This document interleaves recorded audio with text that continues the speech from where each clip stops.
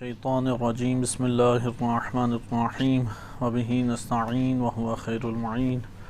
وصلی اللہ علی سیدنا محمد وآلہ الطاہرین صلی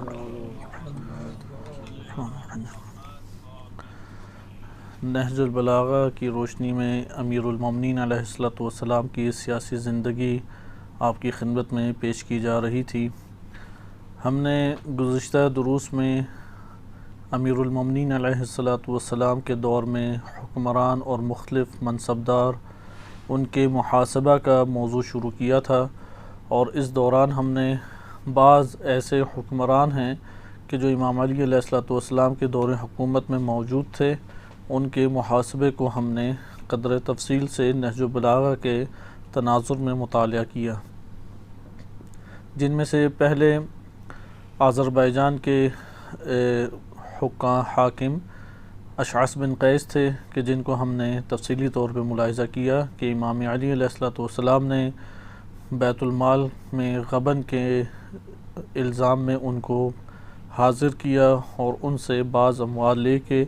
بعض ان کو دے کے دوبارہ ان کو آذربائیجان بھیج دیا۔ اسی طریقے سے ہم نے حاکم کوفہ ابو موسیٰ اشعری ان کو ملاحظہ کیا کہ امیر المومنین علیہ السلام نے بالآخر انہیں معزول کر دیا۔ اسی طرح سے ہم نے ایک عامل زیاد بن ابی کہ جو جناب عبداللہ ابن عباس کے ماتحت اہواز فارس کرمان سائٹ پہ عامل تھے بیت المال یا خراج کے اوپر، ان کا محاسبہ گزشتہ دروس میں ملاحظہ کیا۔ یا ایک اور منصبدار جنہیں قاضی شرح کہتے ہیں، ان کو ہم نے تفصیلی طور پہ دیکھا کہ جو اپنے دور کے معروف ترین قاضی تھے اور عدالتی امور ان کے سپرد تھے۔ ابھی ہم یہ سلسلہ مزید آگے چلا سکتے ہیں، کیونکہ ہمارے پاس تقریباً مختلف اعداد و شمار ایسے آتے ہیں کہ جو امام علی علیہ السلام کے دور میں حکمرانوں کو اور عامل حضرات کو ذکر بیان کرتے ہیں۔ یہ اعداد و شمار تقریباً 50 کے قریب پہنچ جاتے ہیں، اور یقیناً سب کا تذکرہ نہج البلاغہ میں موجود نہیں ہے، لیکن اس کے باوجود ہماری کوشش ہوگی کہ ہم ایک معقول تعداد اس میں سے جن کا تذکرہ نہج البلاغہ میں وارد ہوا ہے انہیں ہم ملاحظہ کر سکیں۔ ابھی ہم نے جتنے حکمرانوں کو یا بعض منصبداروں کو محاسبے کی صورت اور امیر المومنین علیہ السلام کا کلام جو مکتوب کی صورت میں ہے یا کوئی خطبے کی صورت میں ہے یا کلمات قصار میں سے ہے مطالعہ کیا، لیکن اس کے دوران ہم ایک بہت بڑی مشکل اس کو محسوس کر رہے ہیں،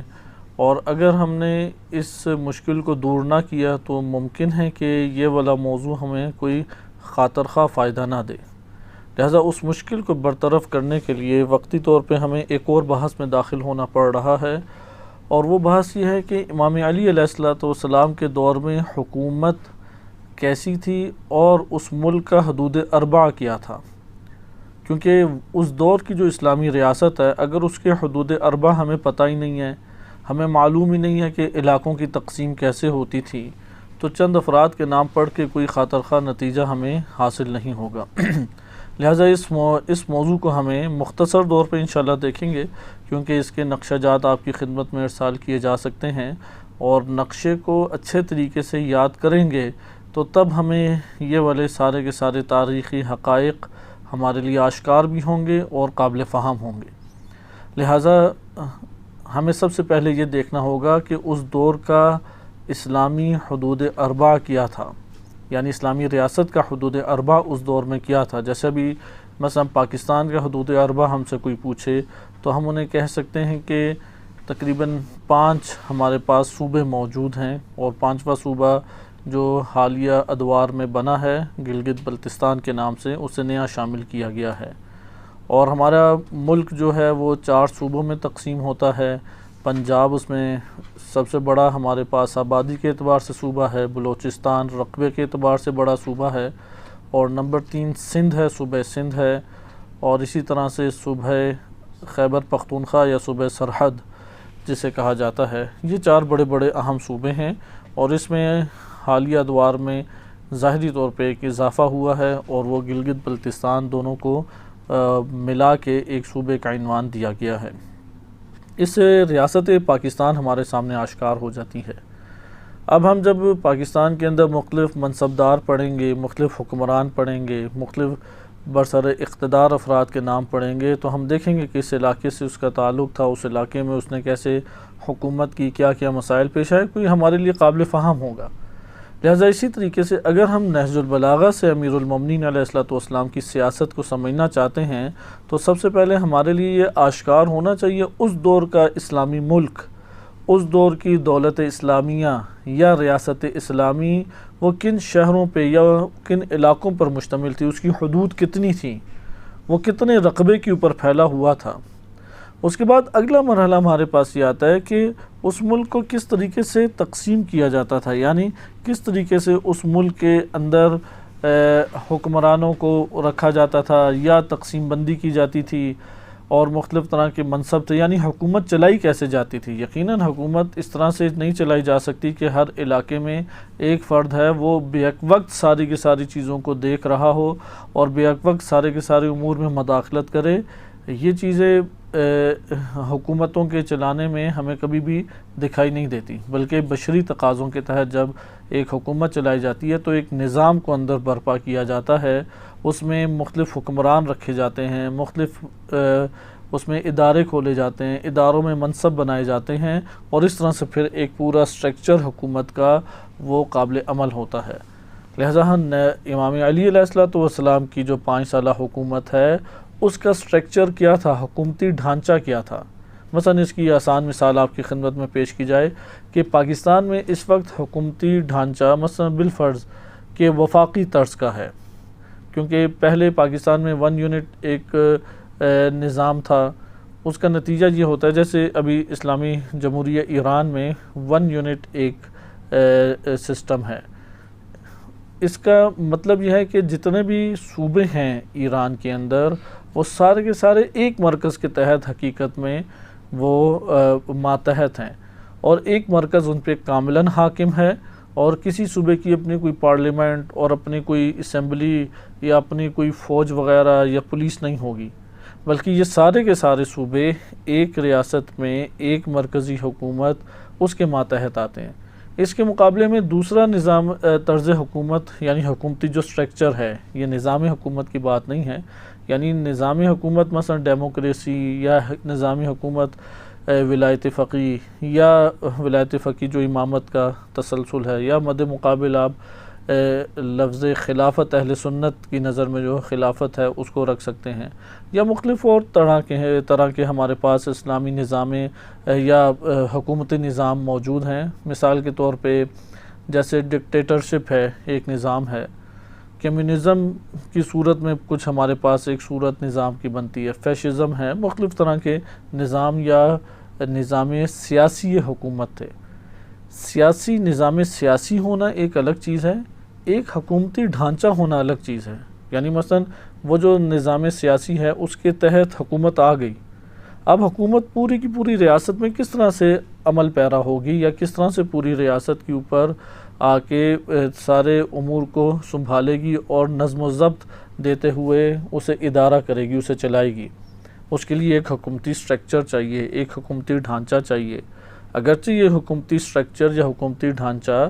وہ اس سیاسی نظام کے ہاتھ میں ہے کہ جو اس کے اوپر حاکم ہے۔ مثلا اگر امام معصوم علیہ السلام ایک ریاست میں آتے ہیں اور اس کی حکومت سنبھالتے ہیں، تو امام علیہ السلام حکومت چلائیں گے کیسے؟ بالآخر ان کو امام علیہ السلام کو ادارے بنانے پڑیں گے، اداروں میں افراد رکھنے پڑیں گے۔ اسی طریقے سے امام علیہ السلام اس کے اندر مختلف ترمیم کریں گے، حکمران بھی قرار دیں گے۔ یہ سارا کہلاتا ہے حکومتی سٹرکچر، حکومتی ڈھانچہ۔ اس لیے ان دو مسئلوں میں پہلے ہمیں فرق کرنا پڑے گا۔ ایک ہے نظام سیاسی، یہ مختلف طرح کے ہو سکتے ہیں۔ نظام سیاسی اسلام یعنی دین اسلام میں جو نظام سیاسی موجود ہے، جو مسلمان مفکرین نے بیان کیا ہے، وہ بنیادی طور پہ ہمارے پاس 2 قسم کا ہی ہے۔ ایک بے نام خلافت ہے اور ایک بے نام امامت ہے۔ البتہ مکتب تشیع میں امامت عین خلافت اور خلافت عین امامت ہے، لیکن ہم جدائی کے لیے اور سمجھنے کے لیے خلافت کا عنوان جدا کر دیتے ہیں، وَإِلَّا خلفاء بھی ائمہ اہل بیت علیہ السلام ہیں اور امام بھی ائمہ اہل بیت علیہ السلام ہیں، لیکن ہم نظام کے نام رکھ دیتے ہیں تاکہ سمجھ آئے۔ ہم نے اہل سنت نے جو خلافت کا تصور پیش کیا اس کا نام اور عنوان ہم نے خلافت رکھ دیا، اور مکتب تشیع سے جو سیاسی ایک نظام، سیاسی تفکر آیا ہے حکومت کا، اس کا نام ہم نے امامت رکھ دیا۔ امامت کی جو ذیلی ہمارے پاس شکل آتی ہے وہ مرجعیت اور ولایت فقیہ کی صورت میں ہے۔ اسی طرح سے ان کے ہاں بھی خلافت کے طور پہ شکل ایک آتی ہے، لیکن وہ اس کو امارت یا دولت یا خلافت ہی کا نام دیتے ہیں، اس لیے بالعموم لفظ دولت استعمال زیادہ ہوتا ہے، لیکن وہ خلافت کا وہی ایک تصور ہے۔ یہ دین اسلام میں ایک سیاسی نظام ہے جو مسلمانوں نے پیش کیا، اور اس کو انہوں نے منظم کر کے ایک فکری مرحلے پہ لائے اور سیاسی نظام کے طور پہ متعارف کرایا۔ جب ایک نظام ایک جگہ پہ آتا ہے اور حکومت کو لیتا ہے تو وہاں پہ حکومتی سٹرکچر تشکیل پاتا ہے، حکومتی ڈھانچہ تشکیل پاتا ہے۔ مثلا پاکستان میں اس وقت اس طریقے سے حکومت چل رہی ہے، حکومتی ڈھانچہ اس طریقے سے ہے۔ اب جو بھی آئے گا پاکستان میں وہ اسی ڈھانچے کو لے گا اور پھر حکومت کر کے تمام کی تمام اصلاحات یا جو وہ مقاصد رکھتا ہے، اہداف رکھتا ہے اصلاح کے، امن و امان کے اور رفاع عامہ کے، وہ اس ڈھانچے کے ذریعے سے پوری ریاست میں قابل عمل کرے گا۔ پاکستان میں مثلا 4 صوبے ہیں، تو 4 صوبے وہ خود اپنے ایک حدود، ہر صوبہ ایک حدود رکھتا ہے، اور اس حدود میں اس صوبے کی اپنی ایک حکومت قائم ہوگی، اس کی اپنی ایک مثلا پارلیمنٹ یا ایک اسمبلی بنے گی۔ اس اسمبلی میں انہی کا ایک قسم کا ایک نوع وزیر اعظم آئے گا جسے وہ وزیر اعلیٰ کہہ دیتے ہیں۔ اعظم اور اعلیٰ دونوں قریب معنی ہی ہیں،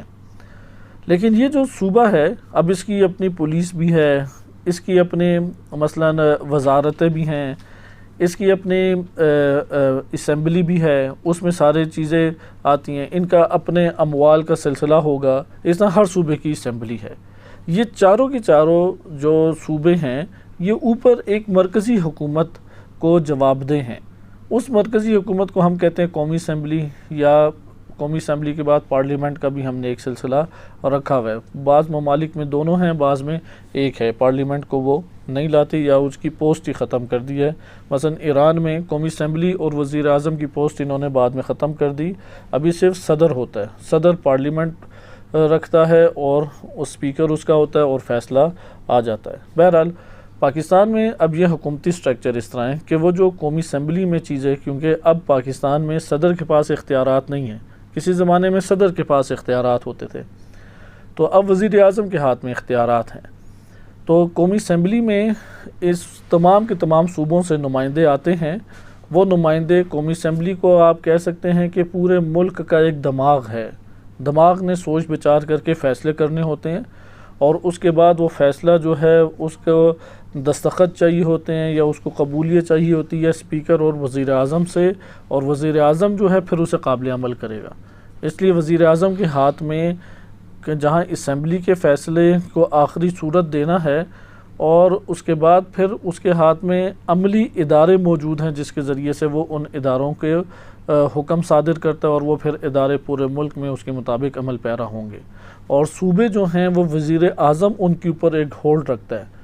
اور ان صوبوں میں وہ صوبے جواب دہ ہیں، وہ صوبے وزیر اعظم کے ماتحت اس کے حکم کے ماتحت آ جائیں گے، لیکن بقیہ کے حکم نہیں چلے گا صوبوں میں، لہٰذا وزیر اعلیٰ جو ہے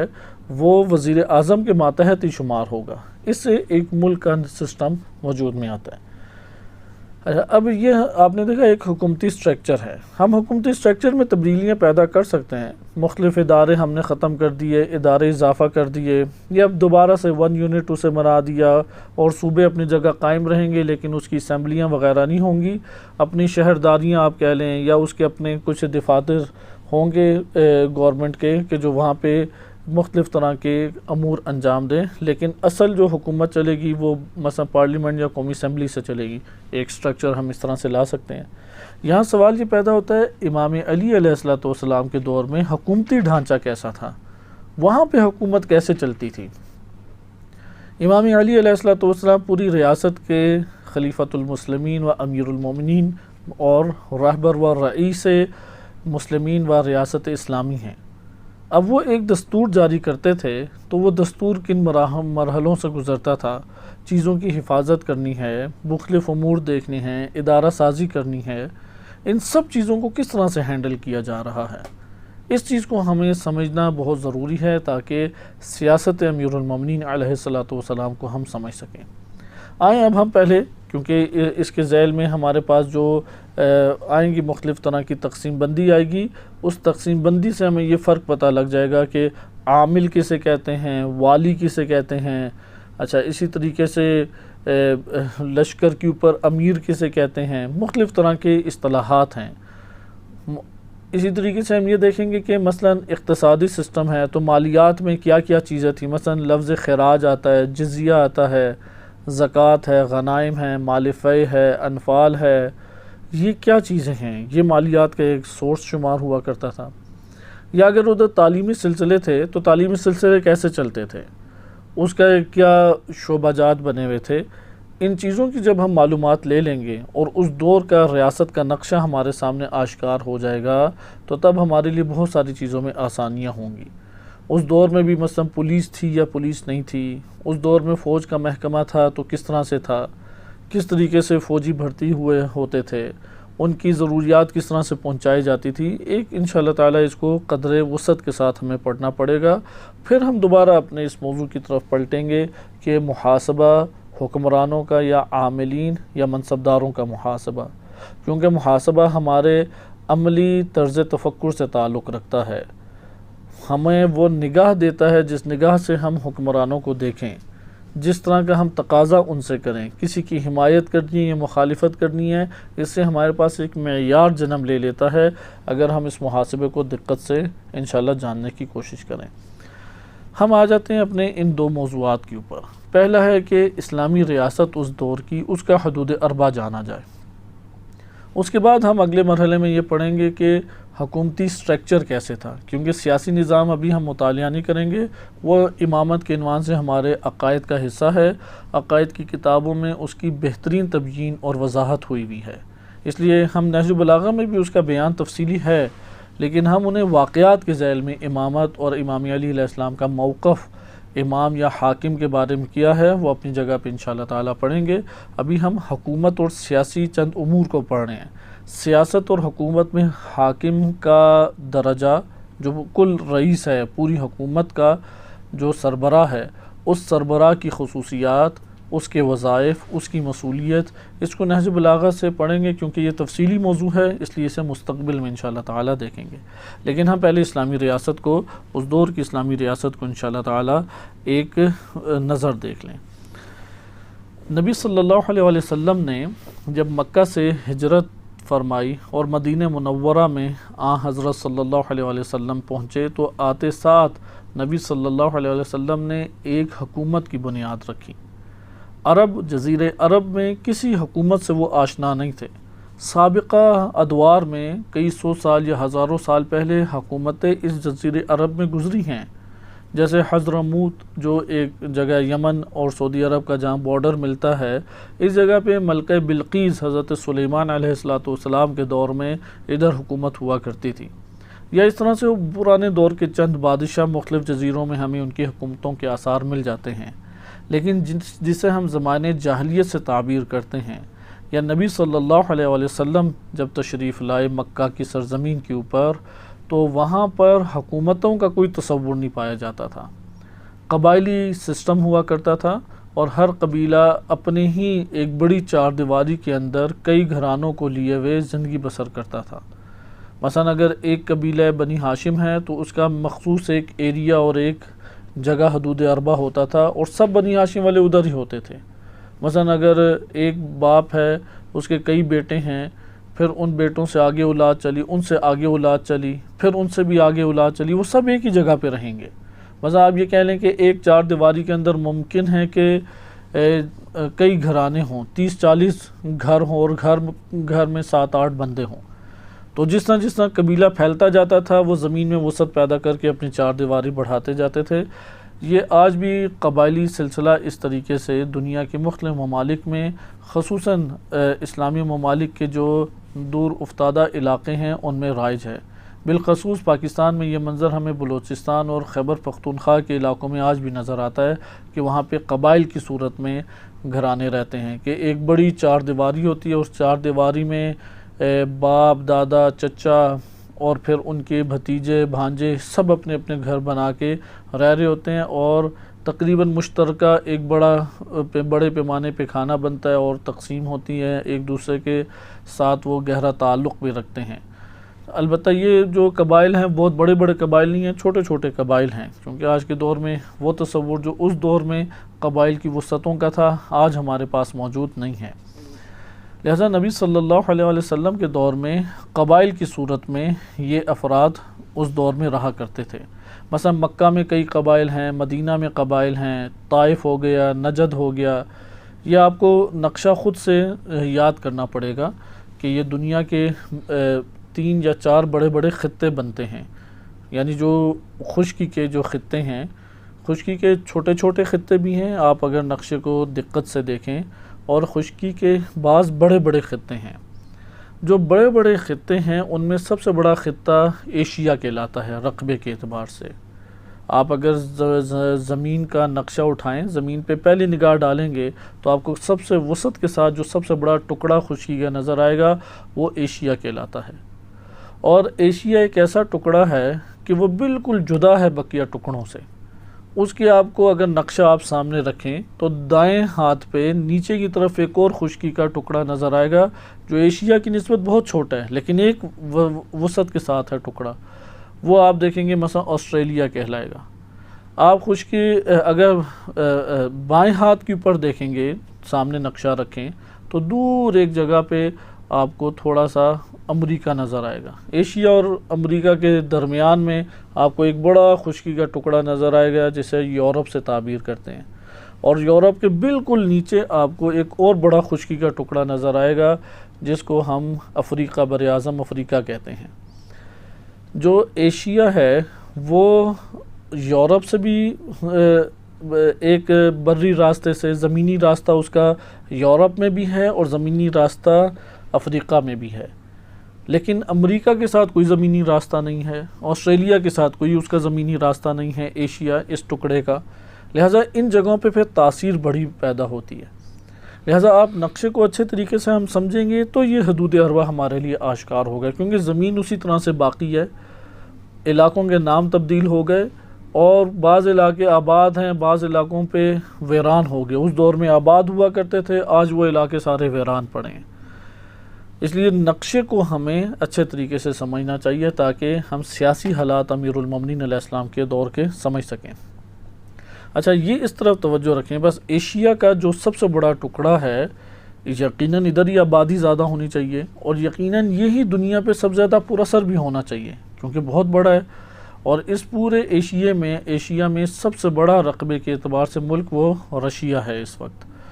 رشیا اور اس کے مد مقابل پھر دوسرا ہمارے پاس کینیڈا آ جاتا ہے۔ خلاصہ کلام ہم یہ دیکھیں کہ یہ براعظم دیگر براعظم سے زمینی راستے کون سے ملتے ہیں۔ ایشیا کا جو زمینی راستہ بنتا ہے یورپ کے ساتھ وہ ترکی سے ہے، ترکی براہ راست یورپ سے اس کی سرحدیں مل جاتی ہیں اور دروازہ کھل جاتا ہے، اور افریقہ کی طرف زمینی راستہ ہے فلسطین سے مصر کے ساتھ صحرائے سینا ہے۔ یہ صحرا وہ ٹکڑا ہے کہ جس سے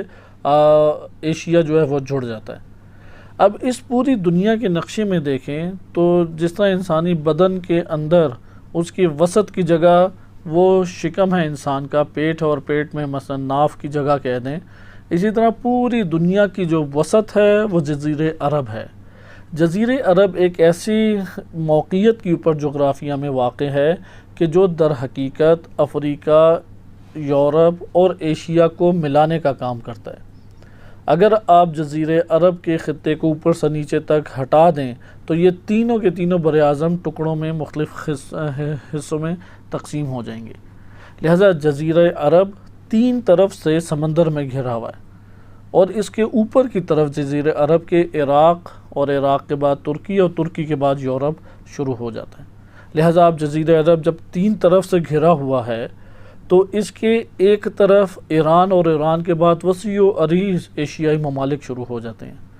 دوسری طرف جزیرے عرب کے مکہ کی طرف سمندر ہے اور سمندر کے پار افریقہ اور افریقہ کے وسیع و عریض ممالک شروع ہو جاتے ہیں۔ بس جزیرے عرب جس طرح سے آپ اپنا ہاتھ رکھیں، ہاتھ کے دائیں طرف دیکھیں سمندر ہے، سمندر کراس کریں تو ایران ملک آ جاتا ہے، اور وسیع و عریض ایران کے بعد ایشیائی ممالک ہیں۔ اور اپنے ہاتھ کے بائیں طرف دیکھیں تو بائیں طرف آپ کے سمندر آتا ہے، اور سمندر پار کریں تو افریقہ اور افریقہ کے وسیع و عریض آپ کے پاس علاقے آ جاتے ہیں۔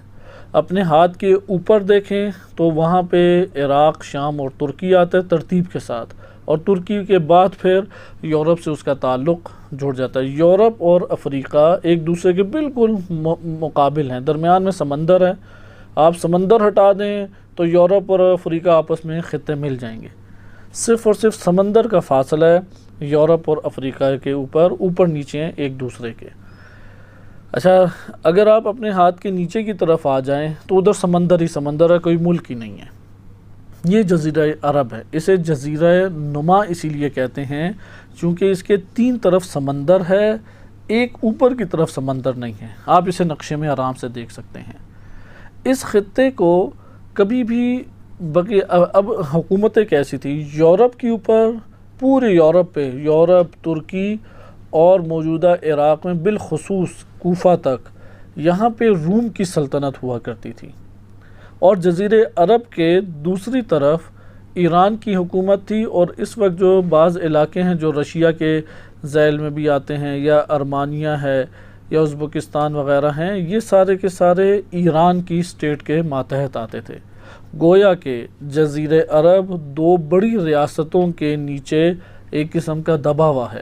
یہ چھوٹا سا ایک خطہ بنتا تھا ان اتنی بڑی بڑی دو سپر پاور ریاستوں کے مقابلے میں، یعنی روم کی ایک بہت بڑی آبادی تھی، بہت بڑی سلطنت تھی، اور پورے کے پورے موجودہ یورپ کے اوپر پھیلی ہوئی تھی،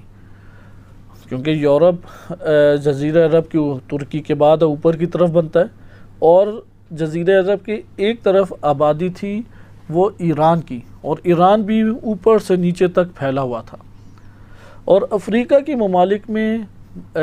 روم ہی کا کنٹرول زیادہ تھا، لیکن وہ افریقہ گمنام ایک جگہ تھی، وہ زیادہ آباد ہوئی بھی نہیں تھی، لہذا جزیرہ عرب اس کا سپر پاور دو پھر بنیادی کہلاتی تھی، ایران اور روم، اور بہت بڑے بڑے خطے پہ، تقریباً آدھی دنیا پہ ہم کہہ لیں ایران کا قبضہ تھا اس دور میں جو دریافت ہوئی ہوئی دنیا تھی، اور تقریباً آدھی دنیا پہ روم کا قبضہ تھا۔ یہ چھوٹا سا ایک جزیرہ عرب ان کے درمیان میں تھا، اور ادھر کوئی حکومت ہی نہیں تھی، ادھر قبائلی سلسلوں کے ساتھ لوگ رہا کرتے تھے جنہیں اپنے کھانے پینے سے غرض ہوتی تھی، اور بقیہ ان کے لڑائی جھگڑوں میں وقت گزر جاتے تھے، یا قبائلی اپنے سلسلوں میں۔ نبی صلی اللہ علیہ وسلم اسی وسط دنیا میں مکہ کے سرزمین کے اوپر آئے۔ آپ صلی اللہ علیہ وسلم نے مدینہ منورہ ہجرت فرمائی، اور وہاں آ کے مدینہ خود جزیرہ عرب ویسے ہی ایران اور روم کی اسٹیٹ کے سامنے بہت چھوٹا سا تھا، اور پورے جزیرہ عرب میں مدینہ تو بہت ہی چھوٹا ہے، ایک ڈاٹ ہوگا نقشے میں، صرف ایک چھوٹا سا ڈاٹ، اس ڈاٹ کے اوپر آ کے حکومت کا اعلان کر دیا۔ گویا کہ یہ حکومت کا جب اعلان کیا تو اطراف کی ریاستیں جو بیٹھی ہوئی ہیں انہوں نے کوئی سیریس لیا ہی نہیں، ایک قسم کا ان کے ہاں مذائقہ خیز یہ بات ہے کہ یہ چند ہزار کے اوپر مشتمل افراد وہ کیا حکومت کریں گے، لہذا ان کے تصور میں نہیں تھا کہ یہی پودا جو دین اسلام کا مدینہ منورہ میں اگ رہا ہے یہ پوری کی پوری دنیا کو اپنی لپیٹ میں لے لے گا، ان کے وہم و گمان میں بھی یہ بات نہیں تھی۔ لہذا حضرت صلی اللہ علیہ وسلم نے پھر اس جگہ پہ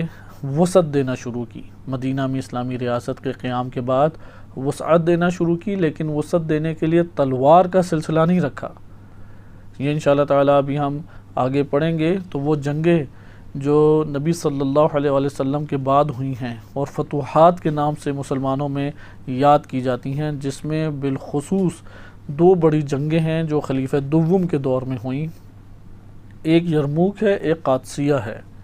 یرموک تھی رومیوں کے ساتھ اور قادسیہ تھی ایرانیوں کے ساتھ، اور دونوں کی سپر پاور کمزور ہو گئی اور ایک وقت آیا کہ کاملاً گر گئی. خصوصاً ایران کی جو سپر پاور ہے وہ خلیفہ دوم کے دور میں ہی گر گئی تھی، لیکن روم کی آہستہ آہستہ وہ تدریجاً گری. آہستہ آہستہ علاقے مسلمانوں کے ہاتھوں میں وقت کے ساتھ ساتھ آتے رہے، لیکن امام سجاد علیہ السلام کے دور تک تقریباً روم جو ہے وہ فتح ہو گیا. مسلمان امام سجاد علیہ السلام کے دور میں اسی تلوار کے زور پہ اور فتوحات کے سلسلے کو جاری کرتے ہوئے اگر ہم 1% 100 میں سے کچھ فیصد کو بیان کرنا چاہیں اور مبالغہ اس میں نہ ہو تو ہم کہہ سکتے ہیں کہ 85% دنیا کا خطہ وہ مسلمانوں کے ہاتھوں میں آ گیا تھا. اس وقت کی جو دنیا آباد تھی، امام سجاد علیہ السلام کے دور میں اموی بادشاہ عبد الملک بن مروان ہوا کرتا تھا، اور اس کے بعد اس کا بیٹا ہشام اور سلیمان. ہشام بن عبد الملک بن مروان، ہشام کے دور میں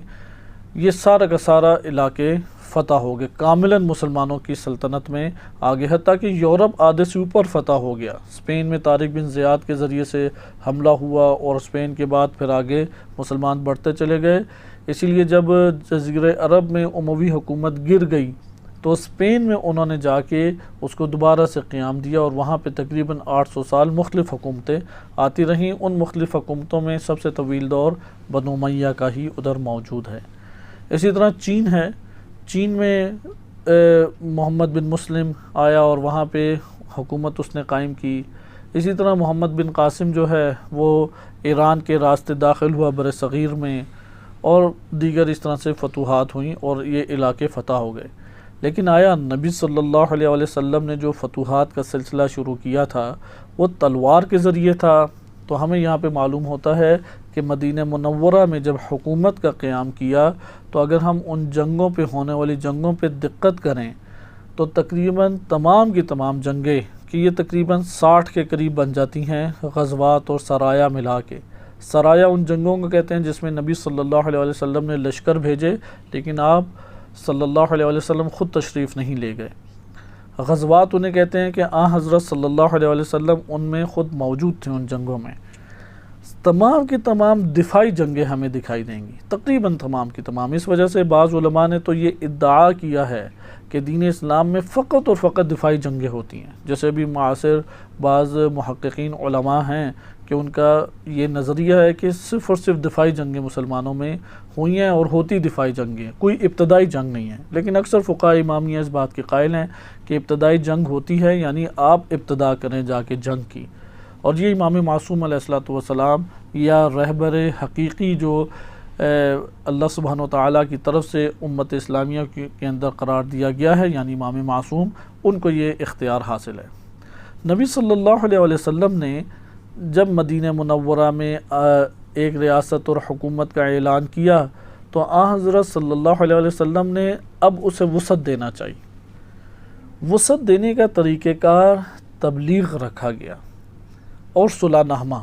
یہ ہمیں دو چیزیں ملتے ہیں، تبلیغ اور صلح نامہ. شمشیر نہیں ہے وہاں پہ، تلوار نہیں ہے وہاں پہ. تلوار تب چلائی گئی ہے جب اپنا دفاع کرنے کی نوبت آئی ہے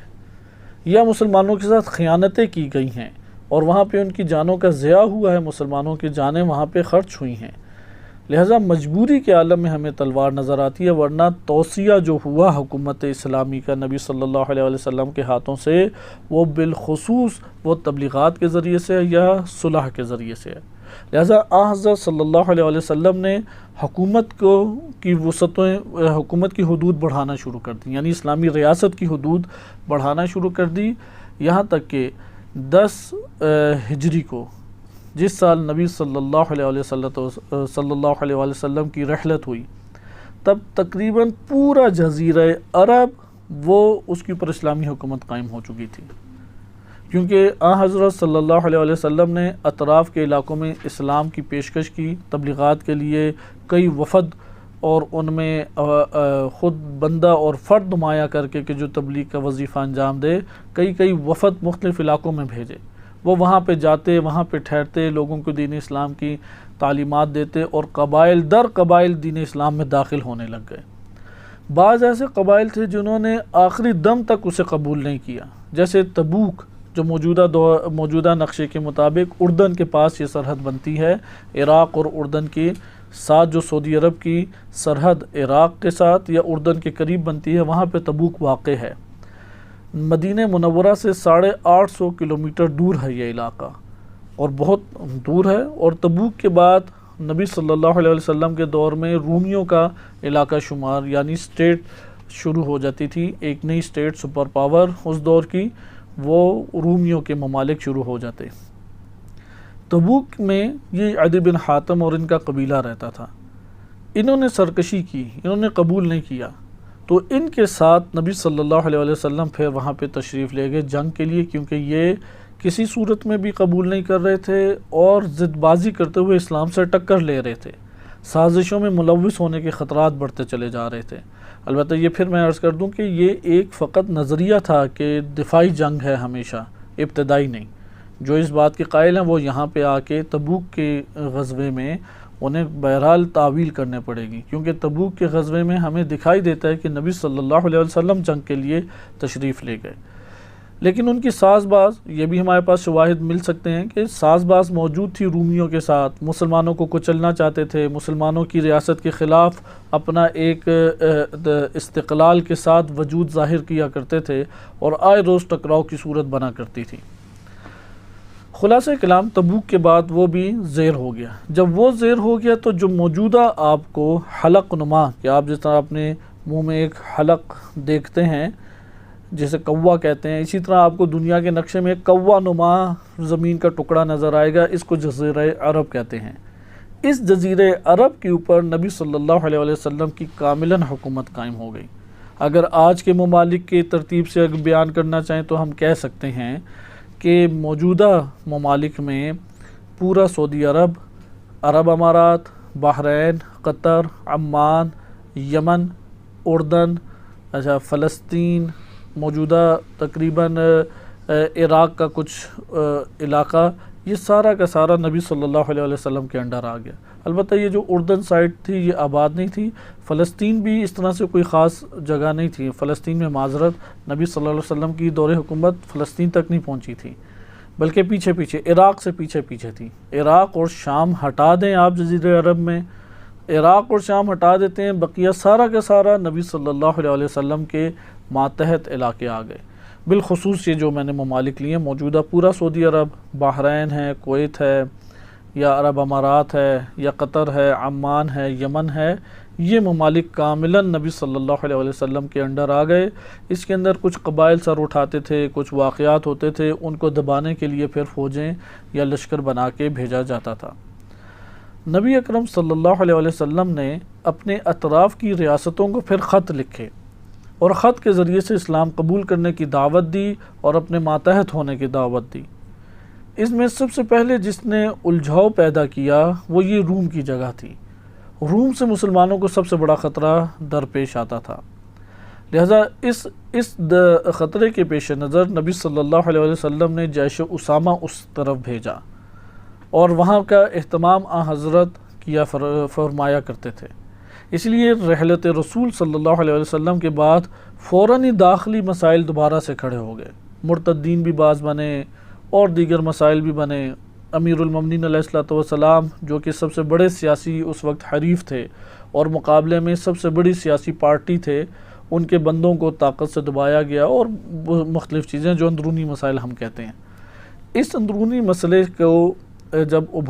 مسائل میں اسلامی ریاست دوچار ہوئی تو رسول اللہ کی وسعت حکومت سے وہ پریشان ہو چکی تھی روم اور ایران کی سلطنتیں،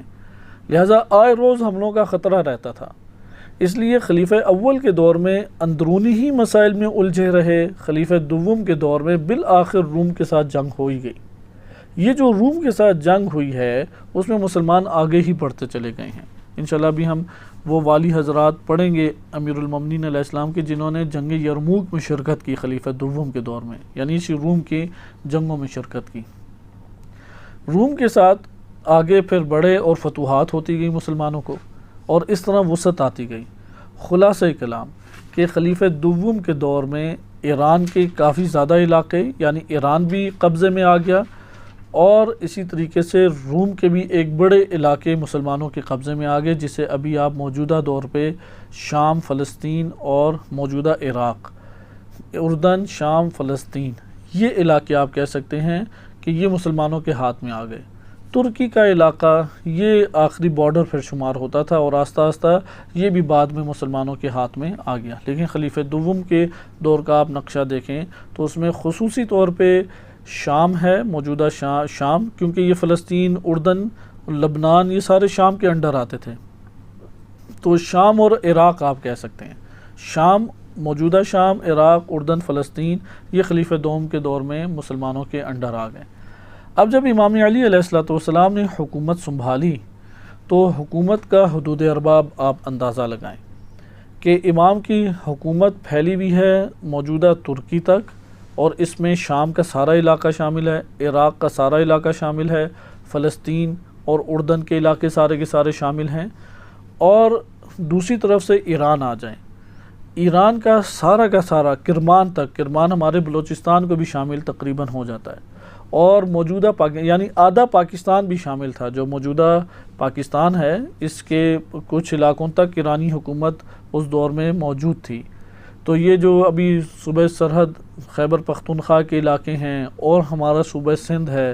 اس کے علاقے تک ہمارے امام علی علیہ السلام کی حکومت پہنچی ہوئی تھی۔ لیکن ابھی موجودہ پنجاب ہے اور اس کے بعد پھر انڈیا شروع ہو جاتا ہے، یہ علاقے خارج تھے مسلمانوں کی حکومت سے۔ اچھا، یہ ایک طرف۔ دوسری طرف بعض یورپین ممالک جو موجودہ دور میں کہہ سکتے ہیں کہ اس کی صف میں آ جاتے ہیں، یا رشیا کی سٹیٹس کہہ سکتے ہیں، جو آج کے دور میں رشیا کی سٹیٹس کہتے ہیں، وہ بھی اس کے درمیان امام علی علیہ السلام کی حکومت کے ذیل میں کچھ آ جاتی تھیں، جیسے بھی یہ آذربائیجان ہے، آرمینیا ہے، یہ آرمینیا بھی امام علی علیہ السلام کی حدود اربع میں آ جاتا ہے۔ یہ بھی موجودہ نقشے کے مطابق میں نے بیان کیا۔ یعنی اب ہم کیسے، دوسری طرف سے افریقہ دیکھیں، افریقہ میں جو مصر ہے، مصر یعنی جو وسط افریقہ تک سارا علاقہ، کیونکہ وسط کے بعد افریقہ دریافت ہی نہیں ہوا تھا، اس دور میں جتنا افریقہ دریافت ہوا تھا وہ سارا امام علی علیہ السلام کے انڈر آتا تھا، کیونکہ افریقہ میں بھی کوئی خاص قوی حکومتیں موجود نہیں تھیں، اس لیے ادھر بہت بڑے پیمانے پہ زحمتیں نہیں کرنے پڑیں۔ تو افریقہ اس دور کا شام اور اس دور کا ایرانی ساری سلطنتیں، یہ ساری کی ساری امام علی علیہ السلام کے حدود میں داخل تھیں۔ بالفاظ دیگر ہم کہہ سکتے ہیں کہ اس وقت کی دنیا کا تقریباً 60% حصہ وہ امام علی علیہ السلام کی ریاست میں شامل تھا۔ آئیں اب ہم دیکھتے ہیں کہ اس کے بڑے بڑے علاقے کون سے ہیں۔ 60% حصہ جو دریافت ہوا تھا، وہ بقیہ 30-40% حصہ وہ بعد کے ادوار میں مسلمانوں نے شمشیر اور تلوار کے ذریعے سے فتوحات کا سلسلہ جاری رکھتے ہوئے قبضہ کیا، اور اسی تیزی کے ساتھ وہ مسلمانوں کے ہاتھوں سے یہ علاقے نکل بھی گئے۔ لیکن امام علی علیہ السلام ان کے دور میں حدود اربع ابھی موجودہ ممالک کی ترتیب کے مطابق، بالخصوص جہاں پہ امام کی سیاست قوی تھی، ان کے میں علاقوں کے نام آپ کے سامنے لے رہا ہوں تاکہ ہمیں پھر پتہ لگے ان علاقوں کو امام نے کنٹرول کیسے کیا، ان علاقوں کے مسائل کیسے حل کرتے تھے، ان علاقوں میں آئے سارے مسلمان تھے یا مسلمان نہیں تھے۔ مثلا ابھی پاکستان میں کئی مذاہب ہیں، دین اسلام سب سے بڑا مذہب ہے،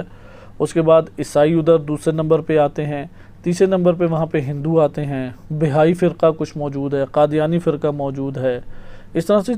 اقلیتی مذاہب ادھر موجود ہیں پاکستان میں۔ لیکن مسلمان جو مذہب ہے، مسلمان مذہب پھر چند فرقوں میں تقسیم ہو جاتا ہے۔ امام علی علیہ السلام کے دور میں کتنے مذاہب تھے اسلامی ریاست کے اندر، یہ ہمیں جاننا چاہیے۔ ان کے ساتھ سلوک کیا تھا۔ ابھی تازہ ایک بڑی بہترین کتاب چھپی ہے ایران کے اندر، کہ انشاءاللہ اس کا ایک آپ کے سامنے خلاصہ بھی بیان کیا جائے گا۔ ائمہ اہل بیت علیہ السلام کا اہل کتاب کے ساتھ کیسا رویہ تھا، سلوک کیسا تھا، یعنی کافروں کے ساتھ ائمہ اہل بیت علیہ السلام کا رویہ۔ یہ مذاہب کے ساتھ آج انٹرنیشنل دنیا بن چکی ہے، مذاہب مختلف ہیں، ائمہ اہل بیت علیہ السلام مذاہب کے ساتھ کس طرح سے برتاؤ کیا کرتے تھے، جاننا ہمارے لیے بہت ضروری ہے۔ امام علی علیہ السلام کے دور کو آپ دیکھیں، جو بالخصوص مبتلا بے سیاسی اعتبار سے مبتلا بے علاقے رہے ہیں، جن میں سیاسی ابتلاعات میں وہ زیادہ شریک رہے ہیں، ان کے آج کی دور کی جغرافیہ کے مطابق میں آپ کی خدمت میں نام لے لیتا ہوں، کیونکہ ہم اس کے بعد پھر جائیں گے اس دور کے نقشوں پہ، اس دور کے جو امام علی علیہ السلام کے دور کے نقشے ہیں اس میں ہم منتقل ہوں گے اور پھر ممالک علاقوں کے نام پڑھیں گے۔ امام علیہ السلام کے آج کے دور کے مطابق جو علاقہ سعودی عرب کہلاتا ہے، سعودی عرب، یمن اور موجودہ عراق اور موجودہ شام، یہ علاقے بالخصوص اہمیت کے حامل علاقے شمار ہوتے تھے۔ اور اسی طرح سے بحرین اس وقت کا عرب امارات کے اوپر بھی مشتمل تھا۔ عرب امارات ہے اور کویت ہے، یہ سارے بحرین کے ذیل میں آ جاتے تھے۔ لہذا یہ علاقے موجودہ ممالک میں اب آپ دیکھیں کہ امام علی علیہ السلام کی کیا حکومت بنتی ہے۔ پوری دنیا کے اگر آپ ممالک دیکھیں کہ موجودہ جتنا ایران ہے، پورا ایران امام علی علیہ السلام کے کنٹرول میں آتا تھا۔ موجودہ جتنا عراق ہے آج کے جغرافیہ کے مطابق، وہ امام علی علیہ السلام کی ریاست میں شامل تھا۔ موجودہ پورا کا پورا شام یہ امام علی علیہ السلام کے ماتحت تھا۔ موجودہ اردن اور فلسطین یہ امام علی علیہ السلام کے ماتحت تھا۔ موجودہ جتنے جزیرہ عرب کے ممالک ہیں، سعودی عرب، عمان، عرب امارات، قطر، بحرین، کویت، یمن، یہ امام علی علیہ السلام کے انڈر تھے۔ اچھا، اسی طرح سے مصر یہ امام علی علیہ السلام کے انڈر تھا، یا مصر کے ساتھ آج کے دور میں آ جاتا ہے ایتھوپیا، یا اسی طرح سے سوڈان۔ اچھا، اسی طرح سے مصر کے ساتھ ایک ملک شمار ہوتا ہے تیونس، لیبیا۔ یہ سارے کے سارے علاقے امام علی علیہ السلام کے انڈر آتے تھے۔ اس سے آپ اندازہ لگائیں کس قدر وسیع و عریض امام کی حکومت تھی، یہاں تک کہ موجودہ آذربائیجان، آرمینیا، یہ ممالک بھی امام علی علیہ السلام کے انڈر آتے تھے۔ اب جغرافیہ میں منتقل ہو جاتے ہیں امام کے دور میں۔ امام کے دور میں یقیناً یہ سارے کے سارے نام موجود نہیں ہیں۔ امام کے دور میں ایران کے جو بڑے بڑے علاقے ہیں جن کے نام ہمارے سامنے آتے ہیں، ان کو آپ خصوصی طور پہ نوٹ کر لیں۔ ان میں سے ایران کے علاقوں میں ایک آذربائیجان آتا ہے، ایک علاقہ ہے تبرستان، ایک ہے کرمان، ایک ہے فارس اور ایک ہے اہواز۔ یہ 5 علاقے بالخصوص ہیں۔ انہی میں سے بعض اور بھی ہیں، اردشیر خرہ نام سے، یہ چھوٹے چھوٹے علاقے ہیں۔ اردشیر خرہ ہو گیا، یا اسی طرح سے اور دیگر علاقے۔ یہ آپ نقشے میں غور سے دیکھیں تو ایران سائڈ کے یہ سارے علاقے امام کے ہیں، اور ان کی وسعت ہوا کرتی تھی۔ آج تو یہ علاقوں کے نام ابھی بھی باقی ہیں، لیکن چھوٹے چھوٹے علاقے یہ بن گئے۔ امام علی علیہ السلام کے دور میں مثلا اہواز ہے، وہ ممکن ہے موجودہ پورا ایران کا جو صوبہ خوزستان ہے اس کو شامل ہو، کافی وسیع پیمانے پہ اہواز تھا۔ فارس ہے، ایک بڑی پٹی ہے فارس، جو کرد اور فارس دونوں کے کردوں کے ساتھ آ کے متصل ہو جاتی ہے۔ فارس ان سب کو شامل تھے۔ کرد قوم اس وقت بھی موجود تھی، کردوں کے اپنے مسائل بھی موجود تھے۔ اسی طریقے سے تبرستان بہت بڑا علاقہ تھا، ابھی تبرستان اس طرح سے نہیں رہا، لیکن امام علی علیہ السلام کے دور میں کافی بڑے پیمانے پہ یہ علاقہ تھا۔ کرمان موجودہ بلوچستان ہے، ایران اور پاکستان دونوں کا، کیونکہ بلوچستان کی سرزمین آدھی پاکستان میں آدھی ایران میں ہے، تو کرمان موجودہ سیستان، بلوچستان اور ان خطوں کو شامل تھا اس دور میں۔ یہ ایک علاقے ہو گئے ہمارے پاس۔ اب آ جائیں آپ جزیرے عرب میں۔ جزیرے عرب میں بحرین ایک بڑا علاقہ شمار ہوتا تھا، ایک یمن شمار ہوتا تھا، اور ایک ہمارے پاس مکہ مدینہ، جیسا کہ وہ بالخصوص ہونی چاہیے کہ دارالخلافہ اس وقت مدینہ تھا۔ یہ ہو گیا موجودہ جزیرے عرب کے اعتبار سے۔ جزیرے عرب سے اب آپ باہر نکلیں عراق اور شام کی طرف۔ اس وقت جو بڑے بڑے علاقے تھے ان میں ایک کوفہ تھا، بصرہ تھا، کوفہ تھا، اور دمشق شام کا جو علاقہ ہے دمشق تھا۔ اسی ذیل میں، اسی کے ضمن میں اور بہت سارے چھوٹے چھوٹے علاقے تھے، جیسے ذیقار، جہاں پہ امام علی علیہ السلام جنگ کے لیے بصرہ میں تشریف لے گئے اور بصرہ میں پھر حملہ کیا ذیقار سے انہوں نے۔ اسی طرح ہیت ایک علاقہ ہے جو تھوڑا اوپر کر کے ہے۔ آپ اگر نقشہ، ابھی موجودہ نقشہ دیکھیں تو ادھر آپ کو رقہ نظر آئے گا، دیر الرزور ہے، رقہ ہے، بو کمال ہے، قرقیسہ ہے۔ یہ اس وقت وہ علاقے ہیں جو عراق اور شام کے بارڈر پہ ہیں اور شام کا حصہ شمار ہوتے ہیں، اس وقت وہ عراق کا حصہ شمار ہوتے تھے۔ اور یہ ان علاقوں پہ امام علی علیہ السلام کے بندے موجود تھے، جس طرح ابھی آج کے دور میں عراق اور شام کے بارڈر پہ یہ موجود ہیں، ابھی ادھر ہی ہیں، ساری لڑائیاں بھی اس وقت موجود ہیں۔ داعش ایک حد تک بو کمال میں ابھی بھی بیٹھی ہوئی ہے، لیکن یہ خطوں میں اس وقت قوت مقاومت تشیع اس نے اس وقت جگہ گھیری ہوئی ہے۔ رقہ ہے، رقہ کو ہی داعش نے اپنا دارالخلافہ بنایا تھا۔ رقہ وہی جگہ جہاں پہ جنگ صفین ہوئی، رقہ ہی میں دیار الزور اور رقہ یہ دو علاقے ہیں جہاں کے جنگ صفین یہاں پر ہوئی۔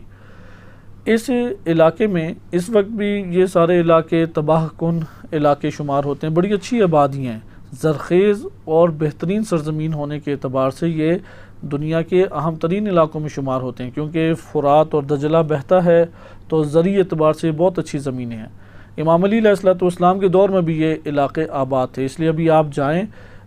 نقشے کے اوپر اور نقشے پہ دقت سے دیکھیں تو آپ کو ترکی کے پاس جو یعنی عراق میں آپ بغداد ہے، سامرا ہے، اوپر کی طرف جاتے جائیں ترکی کی جانب، تو شام اور عراق اور ترکی ان تین کے درمیانی ایک علاقہ آپ کو یہ والا نظر آئے گا، دیار الزور، رقہ اور قرقیسہ، یہ علاقے دکھائی دیں گے۔ امام علیہ السلام نے یہ علاقے بہت مہم تھے، انہی میں سے ایک ہیت علاقہ ہے جہاں پہ کمیل بن زیاد موجود تھے امام کی طرف سے۔ انہی میں سے ایک اوپر کی طرف ہے الجزائر، جو ابھی موجودہ موصل کا علاقہ آتا ہے، آپ عراق کا نقشہ دیکھیں، موصل ہے یا موجودہ کردستان ہے، یہ سارا کا سارا الجزیرہ کے عنوان سے آتا تھا، اور الجزیرہ علاقہ امام علی علیہ السلام کے لیے بہت اہمیت رکھتا تھا۔ اب جب شام سے فوجیں آتی تھی، کیونکہ حملے بار بار کرتے تھے، جب معاویہ ابن ابی سفیان نے حکومت قائم کی امام علی علیہ السلام کے مد مقابل، اس نے اپنے دور میں حکومت کا اعلان کر دیا، تو اس وقت اس نے غارت گریاں شروع کر دیں، یعنی بڑے بڑے اس دور کے بدماش ٹائپ افراد تھے، جیسے بصر بن ابی ارطا ہے، یا اسی طرح سے ضحاک بن قیس ہے، یہ نام بار بار آئیں گے، اسی طرح سے نعمان انصاری ہے، یہ ویسے ہیں صحابہ کے عنوان سے پہچانے جاتے ہیں، لیکن ان کے اتنے مظالم ہیں کہ اہل سنت بھی ان کی حمایت نہیں کرتے، باوجود کہ یہ صحابہ ہیں۔ اسی طرح ولید بن عقبہ کہ وہ اس کو صحابی صغیر لکھا ہے اہل سنت نے سب نے، لیکن وہ اعلانیہ طور پہ شراب نوشی اور نمازوں میں اس کے انحراف اور شراب پی کے نمازیں پڑھانا، اس طرح کے مسائل ہیں کہ اہل سنت بھی اس کی حمایت نہیں کرتے۔ اور یہ ضحاک بن قیس یہ لشکر لیتے، امام کے علاقوں پہ حملہ کر دیتے، آئے روز حملہ کرتے، کیونکہ اب شام کے علاقے یہ والے، اس لیے ساری کی سارے فسادات کا جگہ یہ بنی۔ اب امام علیہ السلام، آپ نقشے کو بہت توجہ سے دیکھیں اور اچھے طریقے سے یاد کریں تو تب آپ کو معلوم ہوگا کہ امام نے اب مدینہ میں دارالخلافہ ہے، مدینہ سے کوفہ بہت زیادہ دور ہے، مدینہ سے ایران بھی بہت زیادہ دور ہے، اور شام کا علاقہ تو بہت ہی بعید ہو جاتا ہے۔ یعنی اگر موجودہ سعودی عرب کا بارڈر آپ دیکھیں اور تبوک کا کلومیٹر دیکھیں، نیٹ پہ لکھیں مدینہ سے تبوک، آپ کو پتہ لگ جائے گا کتنا ہے۔ اب تبوک کے بعد یہ علاقے فتح ہوئے تھے، تو ان علاقوں میں پہنچتے پہنچتے ہی بہت دیر لگ جاتی تھی۔ تب پیادے، ایک فوج پیادہ یعنی پیدل فوج ہوتی تھی، ایک سوار فوج ہوتی تھی۔ انشاءاللہ ہم خراج کی تقسیم میں بھی پڑھیں گے کہ جب جنگیں ہوتی تھیں تو غنیمت تقسیم کی جاتی تھی، تو جو گھوڑے پہ سوار ہوتا تھا اسے دو حصے ملتے تھے، جو پیدل لڑائی کرتا تھا اسے ایک حصہ ملتا تھا۔ تو یہاں پہ بعض نے اعتراض بھی کیا کہ جو پیدل ہے اس کی زحمتیں زیادہ ہیں، اسے دو حصے اس لیے ملتے تھے کیونکہ وہ جو اس دور کا ٹینک ہے یعنی گھوڑا، اس نے بھی تو آخر خوراک کھانی ہے، تو ایک حصہ اس گھوڑے کا ملتا تھا، ایک بندے کا ملتا تھا، اور جو بندہ ہے اس نے اپنی خوراک کھانی، اس لیے بندے کو ملتا تھا۔ اس طرح عدل ہوتا تھا، وہ گھوڑا سوار جو ہے وہ اپنے گھوڑے کا بھی مال لیتا تھا اور اپنا بھی مال لیتا تھا۔ اب گھوڑا ہٹا دیں تو دونوں کو برابر ملا۔ تو یہ طریقہ کار جنگوں میں ہوتا تھا۔ کہنے کا مقصد یہ ہے کہ مدینہ سے تبوک تک نہیں پہنچا جا سکتا تھا فوراً، اس لیے یہ جو ایران اور اس کے بعد کے علاقے ہیں انہوں نے فتنہ برپا کرنا ہی کرنا تھا،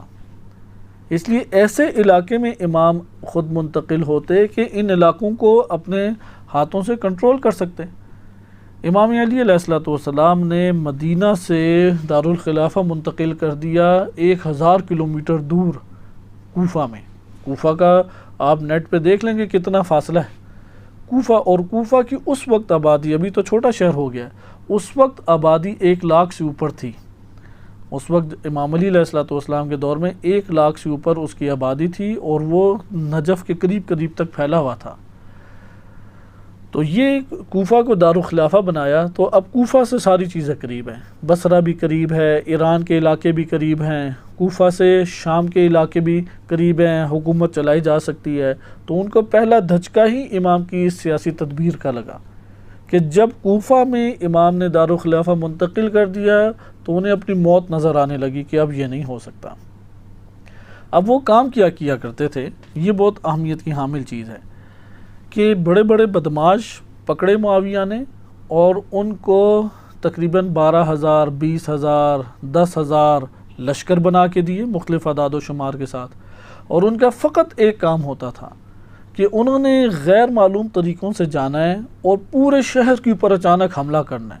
اور جو بندہ ملتا ہے گردنیں اڑانی ہے، مال لوٹنا ہے، گھروں کو آگ لگانی ہے اور فرار کر کے واپس آ جانا ہے۔ یہ کام تیزی سے شروع ہو گیا۔ انشاءاللہ ایک اور نقشہ، یہ نقشے آپ کو بھیجے بھی جائیں گے، باقاعدہ نقشہ بنایا گیا کہ کہاں کہاں پہ حملہ کیا۔ آپ کو وہ نقشے میں عالم اسلام اسی طرح نظر آئے گا کہ وہ آگ کا نشان ہے، آپ کہیں گے تو پورے اس خطے میں آگ ہی آگ لگی ہوئی ہے۔ پھر امام علیہ السلام نے بھی مقابلے میں لشکر بھیجنا شروع کیے، کیونکہ آخر امام کو انہوں نے الجھایا ہی اس طریقے سے تھا کہ وہاں پہ فرصت ہی مہیا نہیں ہو پا رہی تھی، کیونکہ یہ حکمران جو اوپر بیٹھے ہوئے ہیں یہ امام کا ساتھ نہیں دے رہے۔ امام جو عوام الناس ہے ابھی وہ انہی پچھلے مسائل کے اندر 2-4 ہیں حکومتوں کے، ان کے ابھی ذہنوں کو صاف کرنا، ان کو ملانا، ان کے لیے رفع عامہ کا کام کرنا فرصت ہی نہیں ہے۔ ابھی امام ایک جگہ کو حل کرتے، دوسری جگہ وہ ایک بڑے شہر میں حملہ، بصر بن ابی ارطا حملہ کر دیتا، مثلا یمن میں آ کے حملہ کیا۔ اب شام سے یمن بہت دور ہے، بہت لمبا فاصلہ ہے، چند ہزار کلومیٹر بنتے ہیں، لیکن وہ آئے وہاں سے، مثلا بصر وہاں سے آیا اور حملہ کر کے واپس بھی گیا۔ اچھا، اسی طرح جو موجودہ اردن کا علاقہ ہے، ادھر ایک دومت الجندل علاقہ ہے، دومت الجندل مسئلہ اسے کہتے ہیں۔ اس علاقے کے لوگوں نے، یعنی یہ تبوک اردن کے قریب بن جاتا ہے، انہوں نے امام علی علیہ السلام کی بیعت ہی نہیں کی۔ اب ادھر وہاں پہ آ کے وہ آرام سے فائدے اٹھا لیتے۔ امام نے اپنا عامل بھیجا، عامل کو گرفتار کیے نعمان انصاری نے، خوب مارا پیٹا بھی۔ اسی طریقے سے ہیت کا علاقہ ہے کمیل کا، ادھر سے فوجیں گزری، دوسری طرف سے ایک اور علاقوں میں حملہ کیے۔ تو مسلسل یہ لوگ حملے کرتے رہتے تھے، تو پوری ریاست کو ان دہشت گردوں سے خوف لاحق ہو گیا، نہیں پتہ تھا اب کون مارا جائے، کون قتل ہو جائے۔ بہرحال امام نے بھی پڑھا، اس کا علاج کیا، اور 2 شخصیات ہیں جن کا ہم بہت تفصیلی تذکرہ پڑھیں گے، جن کا تذکرہ عموماً عوام الناس نہیں جانتی۔ ایک ہیں جاریہ بن قدامہ۔ جاریہ بن قدامہ وہ ان کے اوپر ایک آگ کی طرح برسے، ان کے نام سے معاویہ اور اس کی سپاہ کام جایا کرتی تھی۔ صحابی رسول ہیں اور بڑے شدید تھے، بہت شدید، یہاں تک کہ انہوں نے فتنوں کو ختم کرنے کے لیے بعض اوقات اس طرح سے کیا کہ قتل کرنے کے بعد آگ لگا دی، یا بعض نے بھاگ کے ایک گھر میں پناہ لی، انہوں نے ان کو بجائے اس کے کہ پکڑ کے باہر لائیں، پورے کے پورا گھر گھیرا اور اسے آگ لگا دی۔ اس لیے جاریہ بن قدامہ کے نام سے بہت ڈرتے تھے۔ اسی طرح ایک اور بڑا نام ہے معقل بن قیس۔ معقل جو تھے انہوں نے ان فتنوں کا منہ بند کیا، لہٰذا یہ 2 ایسے افراد تھے۔ بقیہ افراد مانتے نہیں تھے امام علی علیہ السلام کی بات، حتیٰ کہ بعض اوقات ایسا ہوا امام لشکر بنا کے انہی غارت گریوں کے خلاف بھیجنا چاہ رہے ہیں، ادھر نیچے سے لوگوں نے انکار کر دیا، سر جھکا کے بیٹھے ہوئے ہیں، اٹھ ہی نہیں رہے۔ تو جاریہ اٹھے اور بڑی شدید انہوں نے تقریر وہاں پہ کی اور کہا کہ یا امام میں اکیلا آپ کے لیے کافی ہوں۔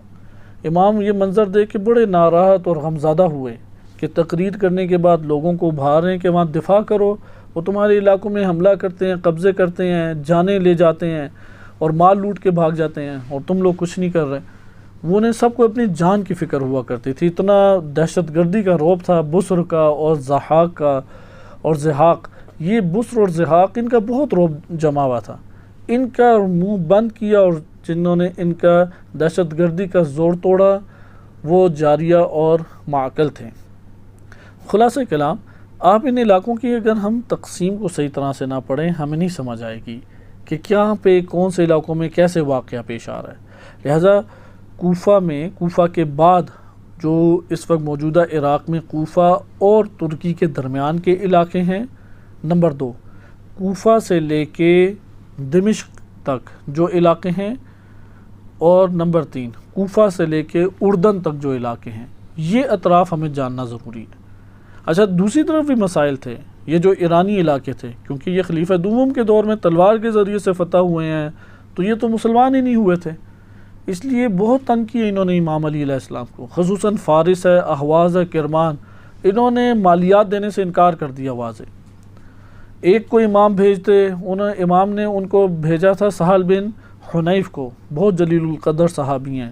کہ شیعہ سنی دونوں ہی ان کے بہت معتقد ہیں۔ امام نے فارس میں ان کو بھیجا ایران کے علاقوں میں، انہوں نے ایران کے ان علاقوں والوں نے انہیں پکڑ کے اٹھا کے باہر پھینک دیا اور نکال دیا اپنے علاقوں سے۔